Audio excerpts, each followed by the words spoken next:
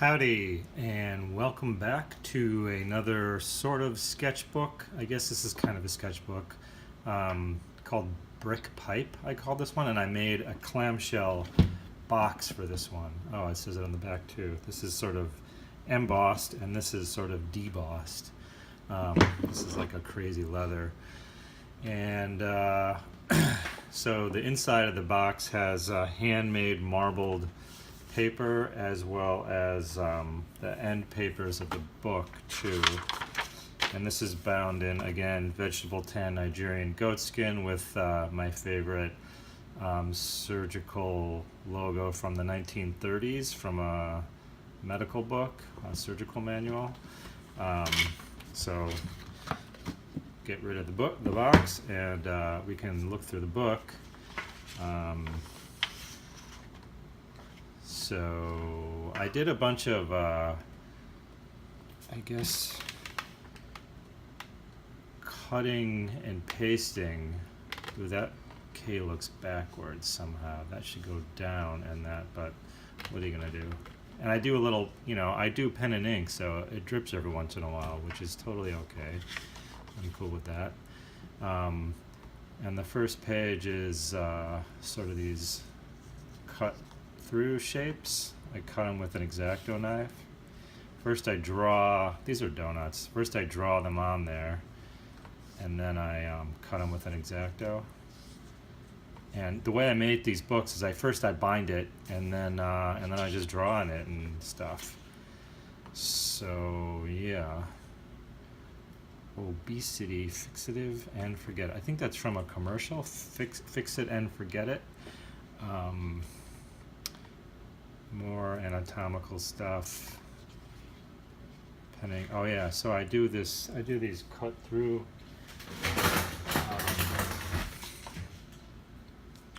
Let's see, put the light a little higher. I don't know if that light's better or worse. So I cut through the pages to reveal things behind them, and they match up on both sides.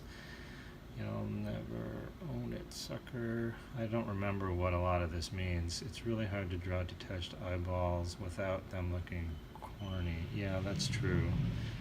So you can see how there's a little collage here. You can see that it's been glued down and then drawn on. And then so this is that little guy, big version of that. And then again, flip the page through that smoky eyeball stuff, and we get the blow.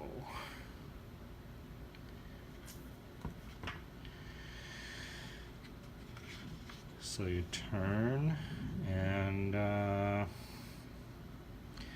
can see the ink gets a little shiny on the page. I like that.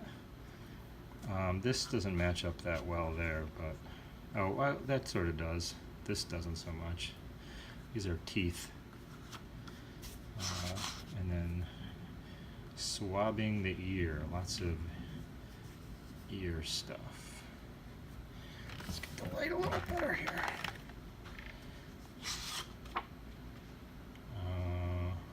More sort of matching up. The smoke gets bigger.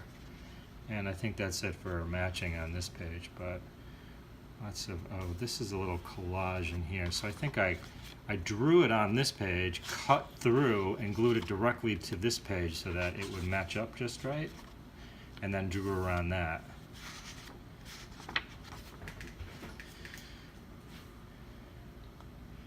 So you can see there's stuff coming up behind the pages there. Let's keep going and see what it is. So one page at a time. This is another cut through. Lucky stays lucky. For now.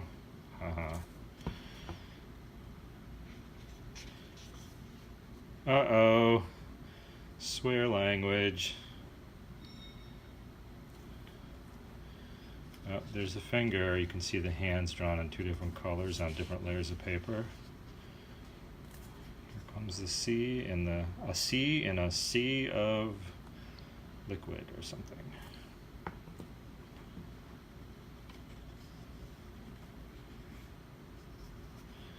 Oh, there's more cut through here. It's kind of a more of that donut sort of. So I guess I drew it on this side and then cut in between all of the drawings there. And then it sort of matches up there. That's sort of hidden. And then you stick your finger in the donut butthole full of donuts. And then I realized I was getting too tight and I was getting too controlled. So I think I told myself to chill out and loosen up. You can notice how these are all just more hand-drawn letters as opposed to how perfect these letters are. Sometimes I have to remind myself to chill out and loosen up while I'm drawing, and it helps a lot. And this is sort of, I draw to explain things to myself, and I guess I was explaining something to myself. I think this is about art and how I make it and what's the point of it, but you can pause it and read that to yourself. And then I get on with the brick pipe. I grew up in Milwaukee, Wisconsin, and there's a lot of old factories there. They call it Cream City because of the cream color of the bricks of the factories. And I loved those huge smokestacks that are rounded, and I never got close enough to some of them to really see if the brick is straight or round, or, I mean, if the brick is straight or if it's round. So like, a straight brick, enough of them will look round if you put them in a round configuration around the smokestack, but I think they do both. I've since learned. Oh, so this page turns there to match that. So I guess I'm kind of anthropomorphizing the brick to become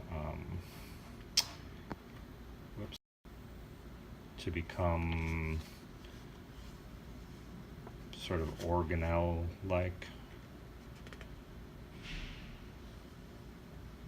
It's more collage. You can see the paper's been drawn somewhere else and then collaged on. There's like a ridge there.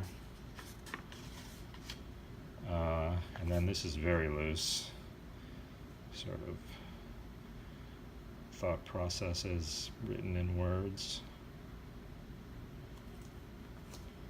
Trying to figure out what I'm drawing myself. See, this is what I'm talking about. It's impossible to tell if the bricks are curved or straight at a distance. I'm talking about those pipes. So this is the pipeless wonder, the water flowing through without the pipe. And spilling out.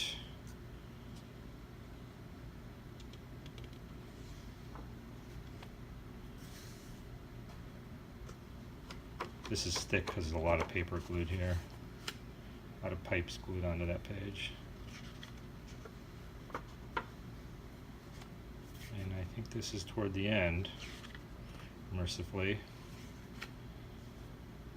And a bunch of little icons that I tend to draw over and over, at least at the time. I was drawing my old house where I grew up, hearing aids.